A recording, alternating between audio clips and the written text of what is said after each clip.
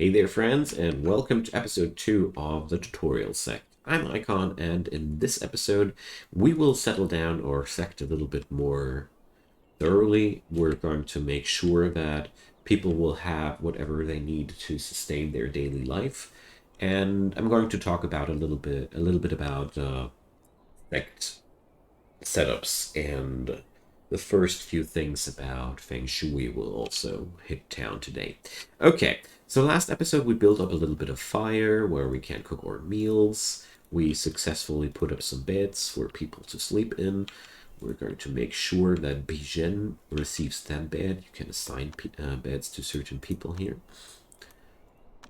Wait a second, is Bijen actually the person that is? Oh, that's the wrong person. They got mixed up again. So Helian Hua is the person. Okay, sorry. So here we go. They don't get sorted the same way they are sorted at the character creation screen. Confused me several times. Okay, so what do we need to get forward? So I don't like that this room has no flooring. This is more of an aesthetic note, but this is the first thing I want to change. And we're going to create ourselves a handcraft station. At the handcraft station, we can not only create flooring, we can also create tools and a lot of other really useful things. So this is going to be one of the most important building projects now. So checking up here, we have 13 timber left. And you see these guys are taking always some time to do some training. I want to talk about that in this episode now too. I didn't cover up in the first episode because information overload. So when you check out the work tab, there's 2 hours reserved for training. Training is important to break through into the disciplehood. This transforms you into a magic dude eventually. If you click that cultivation tab here, the yin yang symbol, you see this is basically the experience bar for your people. Once this is full, they will be eligible to break through into the inner disciplehood. So to get that done, we will explain that later, but for now it is worth mentioning that your people reserve 2 hours per day for this purpose, and that's good that they do it.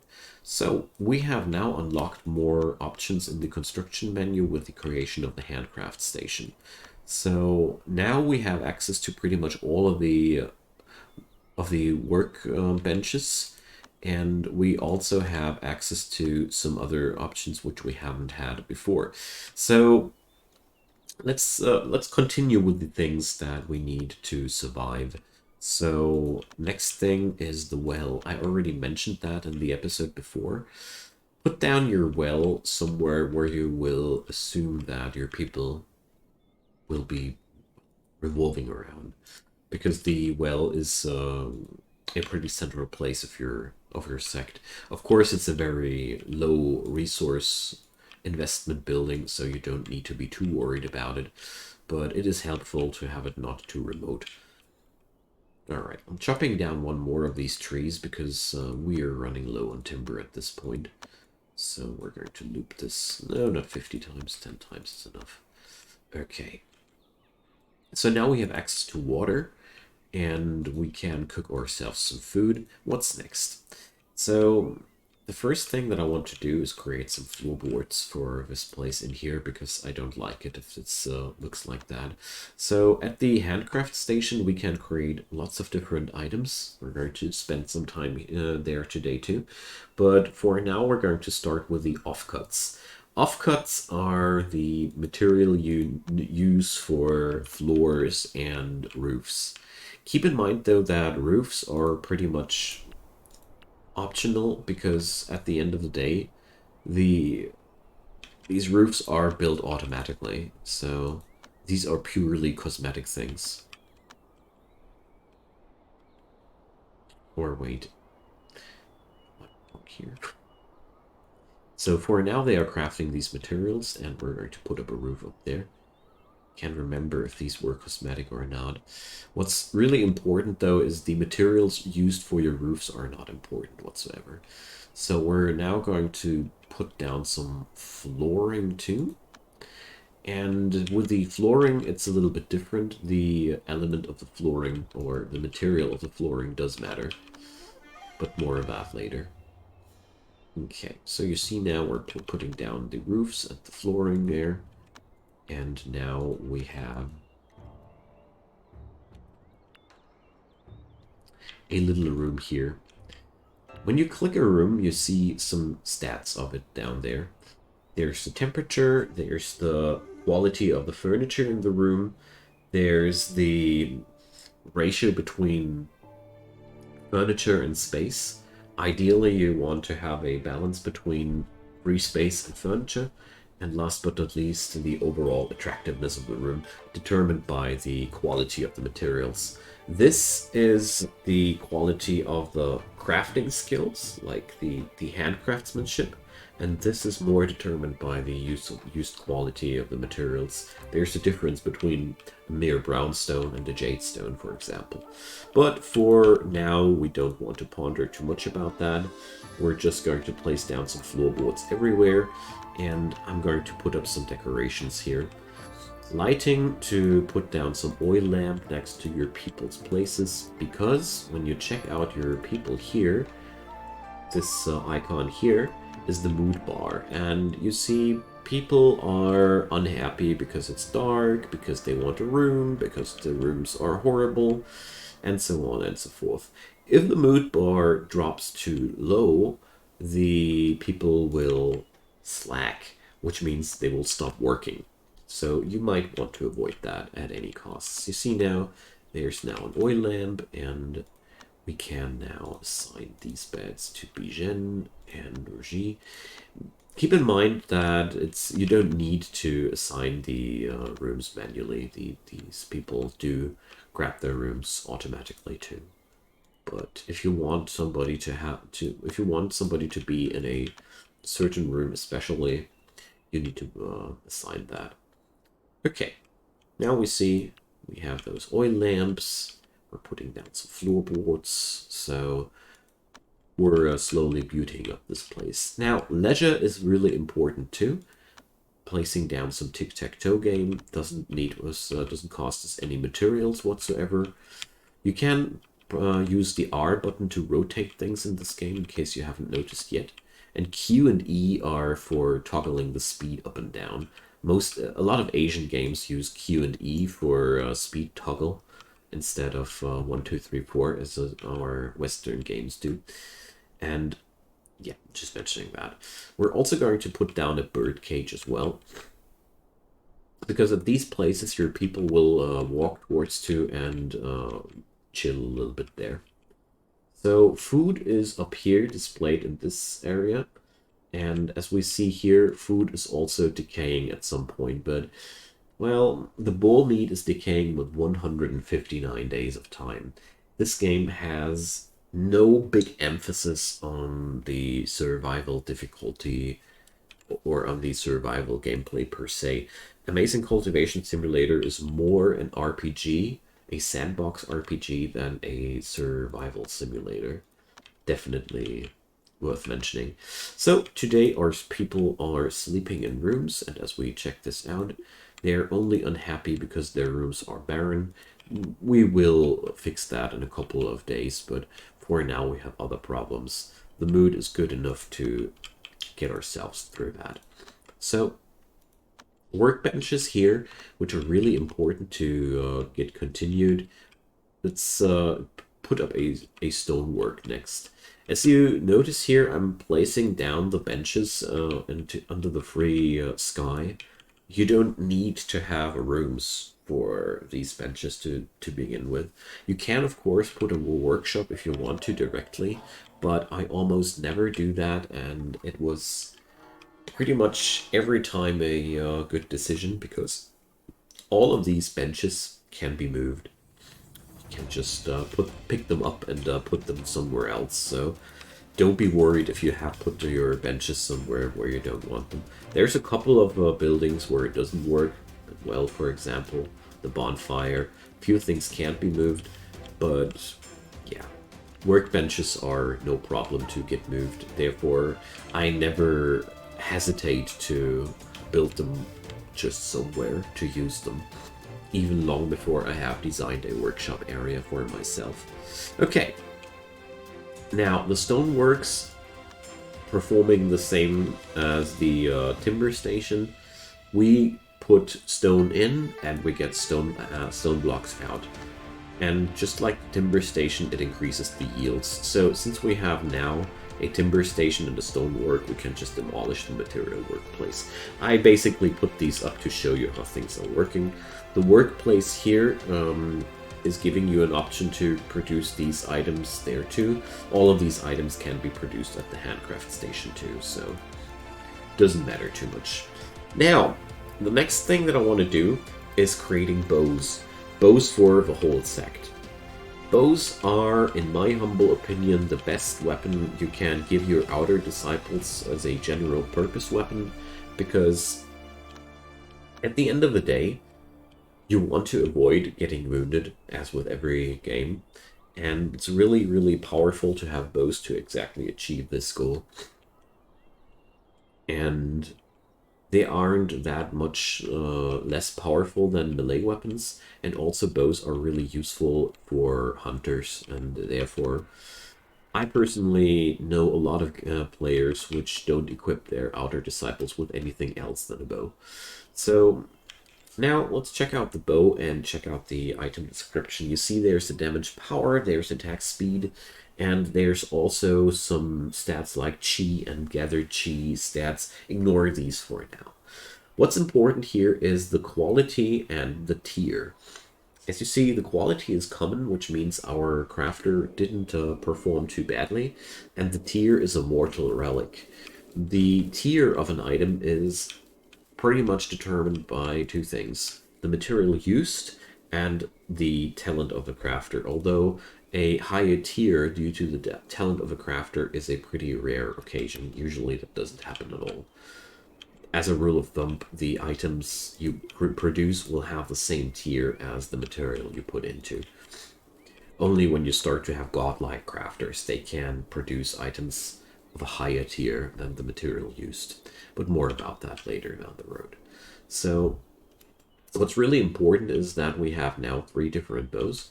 And I put a finger on the quality because you see the items of a lower quality, this might be only 0.1 damage less, but the higher the quality, the higher the quality. So this also reflects on the stats, that's all I want to say. So now we're going to equip a bow for everybody. So Bijen receives one, Zurujib receives one, and Halian Hua. So when you place down the commands, your people will always try to fulfill their old command first, and then do this as the next thing. If you don't want to have that, you can place down a command, and then afterwards interrupt the current work. So for example, if I want to order this guy to pick up something, I can tell him to equip that stuff, equip, and then interrupt the current work, and then they will do exactly what, like I said. But I don't want her to equip a spoiled meal, thank you. This was just for the demonstration purposes. As we now see, it might be nice that we have a stoneworks, but there's literally no stone anywhere to be seen. So down here in that bar, we also have commands which we can put on the cursor. So harvesting, and then we have the harvesting command on the cursor. Among these is also the explore area command. So when you click that and you place that down, you create marks on the map where your disciples will go to explore the area at. You see they're working these off and uncover areas while doing so. This is a way how you can explore your environment. Another way that you can use, I'm going to introduce that in a sec too. Oh, I want that bull. So I want to hunt that bull, but I want to show you another feature here. There's 2 differences between the defeat mode, and if you right click that sword, it transforms into the kill mode, because I want that bull to be dead. So now we're going over there, and now she's using her bow. And since our friend, the mysterious cultivator, is still there, he would have helped her, but actually she has battle 53, so she was able to deal with that bull all by herself. So we're going to butcher that thing. And be happy for a few extra resources. Animals you kill have a chance to spawn not only meat and leathers, but also galls, which are, well...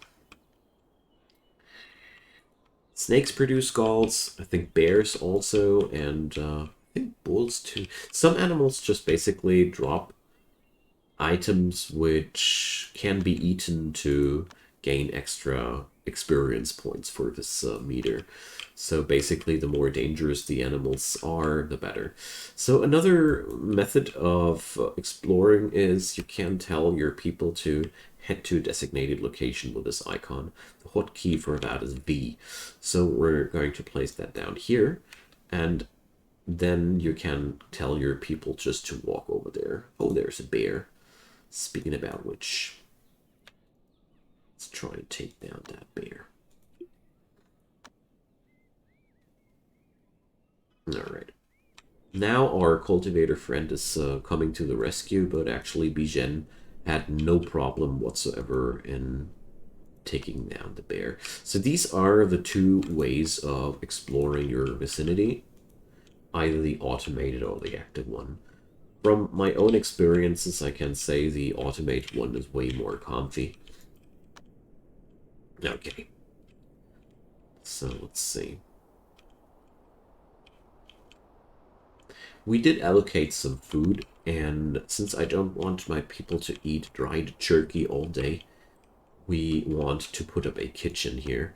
So at the work tabs, we see that we can't put up a stove because the stove needs stone blocks. Or, wait a sec, no, bars. Stone blocks. Can't see now. You can't build a stove out of wood, definitely. You either need stone or metal.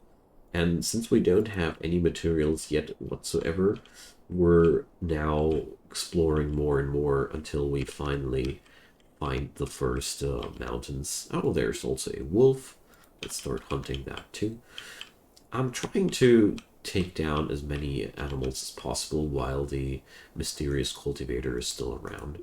Also, having a certain stockpile of food and leather is not a bad thing whatsoever. So we are now just skipping away on the night, and another thing that I want to mention here in the settings, there's a really useful thing, and you can here configure the max game speed, which will change the impact of this last speed. As you see here, I put it onto a max speed of 10, and the default speed was really frustrating for me, because at times this game is a little bit too slow paced for my taste, and therefore I really enjoyed that method of speeding up the game a little bit. Maybe it helps you too. So, as we see here, our folks are not really exploring, so I'm going to take that into my own hands.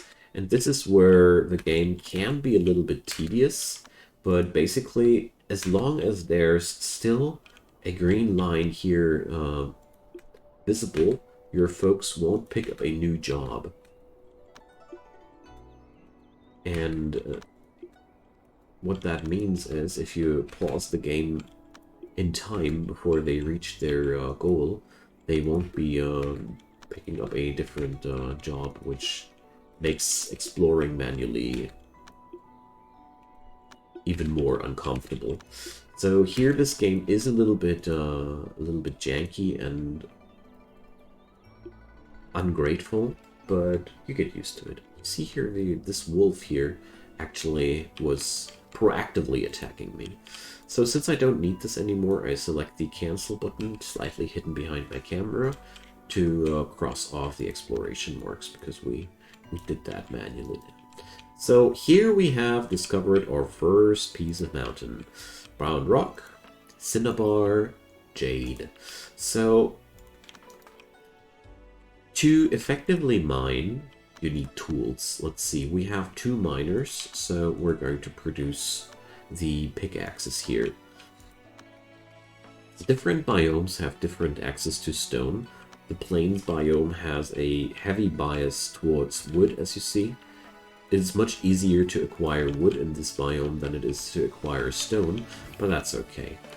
So we have now created these pickaxes, and now we're going to equip them to Bijen and Zurji. Thing is, your people also equip these items automatically. If they have the job assigned, they will equip a pickaxe if there's one available somewhere.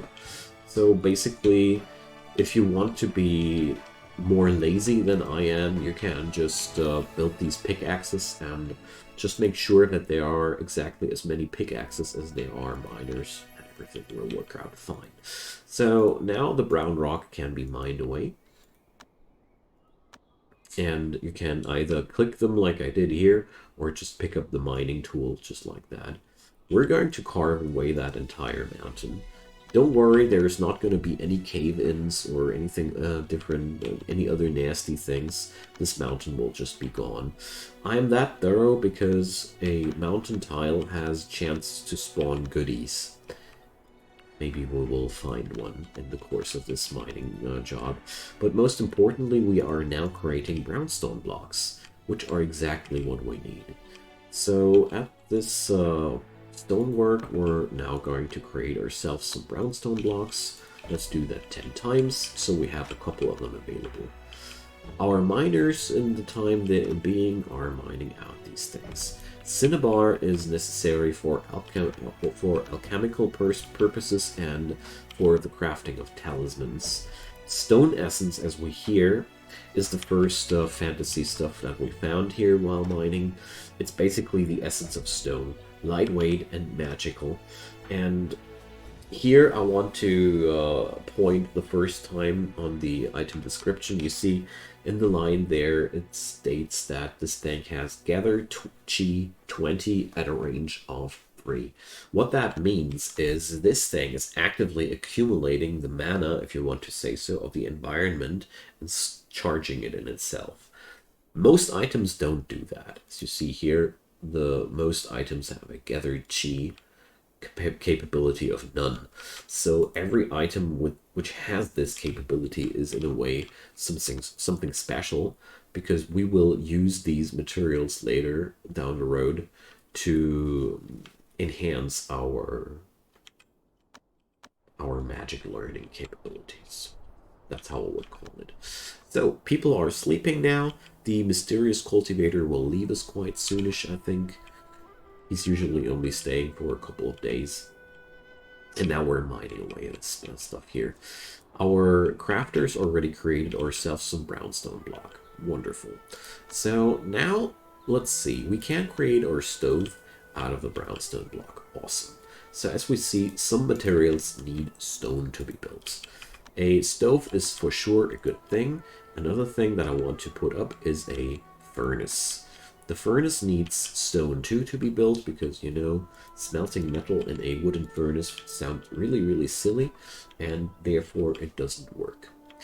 Now, we have, with these buildings, access to the refinement of all materials in the game, basically. So our miners are just whacking away here. You can always place down a few more exploration commands every here and there.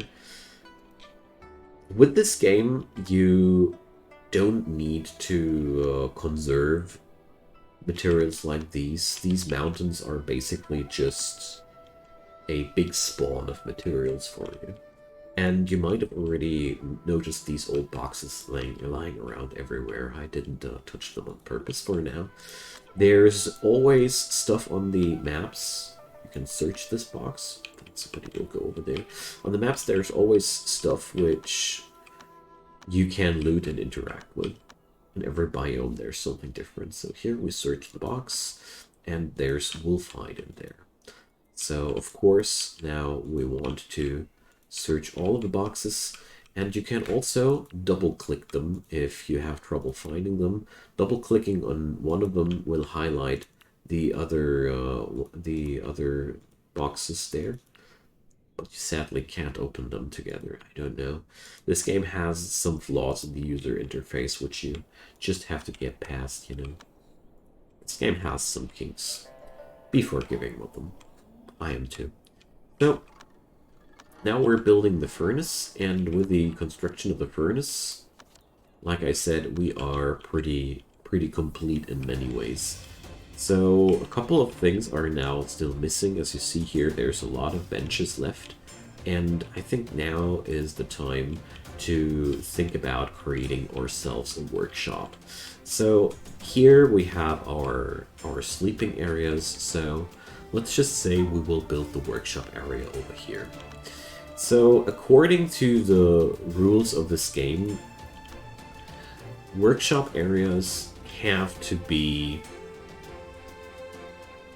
have a door which is facing to the east. Don't ask why, but that's just how it is. If you don't follow these rules, the feng shui of the place will be bad. This is basically the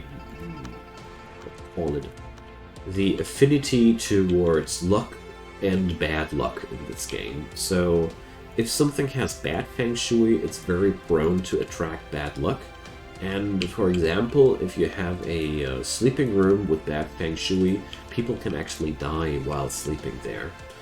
So therefore, it is quite important to be careful with these things. So, as you might have noticed, I'm carelessly slaughtering all these animals left and right because they're basically walking food for the sect.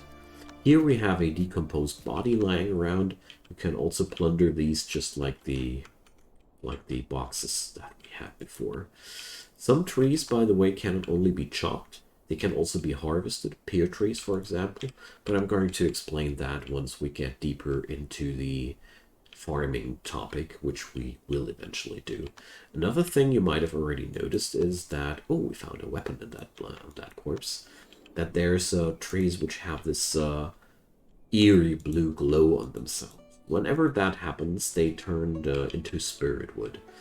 Spirit wood is, just like the name implies, a pretty magic wood. We're going to chop these trees. Rugi needs a tool for chopping. Why? She's not even a logger. But we are going to produce a timber axe here. The items beyond the tools you see here, vessels, umbrellas, and all these things, well, they all have a certain purpose. The umbrellas are useful to keep your people happy while it's raining. The dice are good against boredom, but they lower work efficiencies. And yeah, bells make people happier, but the social interaction is worse. There's a lot of different things on these, but, well, judging from my own experiences, you can skip on most of these. The really important thing there is the Acupuncture Needle Set, which should be a part of every healer if you want to maximize your output, and the dice can give you access to a different event at some point. But beyond that, these items are for sure useful, but I didn't feel any problems if I never ever did actually use them. So we fast forwarding a bit, and we see the workshop is getting done. Now let's just place down some floorboards in here and be happy with. So I'm not using any different materials than wood for now, and we're going to see why in the next episode. In the next episode, I'm going to talk about this elemental pentagram here. This is the well, basically the flow chart of elemental affinities. This depicts who likes who and who hates who, but we're going to cover that in the next episode. So for today, we did a pretty good job with all these things. We can now move these buildings somewhere else. because we are now able to put up the workshop. So I'm just putting these workbenches inside there to have them stored somewhere. But there's one thing. I like to keep the furnaces outside, and the stove also don't put it into a wooden room, because the stove produces heat, and therefore don't have too many flammable things around the stove, because it's not only the heat, also when somebody produces a fumble while cooking, they tend to create a fire, and, you know, a wooden house on fire, you get the idea. Okay, so we are pretty well off. Let's just do one more thing. We're going to place down training spots now for people. We're just going to place them down in front of this spiritwood tree for now. So it's hardly hard to see, but there's now training spots there. So our people will now train in front of that tree, because these spiritwood trees accumulate some chi, and well, in this game, the more chi / mana there is, the better you can perform magical tasks. So here you see there's even some magical grass.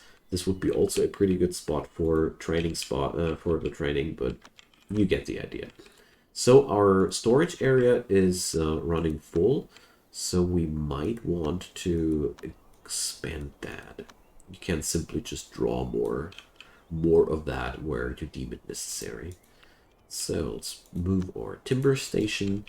And last but not least, for today, we're going to bring up a stone kitchen. As you see here, you can decide which kind of material something is using. And now we're just going to bring a couple of walls around the stove here to just create that kitchen. And like I said before, doors matter. Kitchens want their doors facing to the west. Don't ask me why, it's just like that. And it's really simple. Bedrooms, door to the south. Workshops, door to the east. Kitchens, door to the west. And one last thing, there's lots of information hidden in this game everywhere if you click this comment section. I want to showcase that as an outro for this video.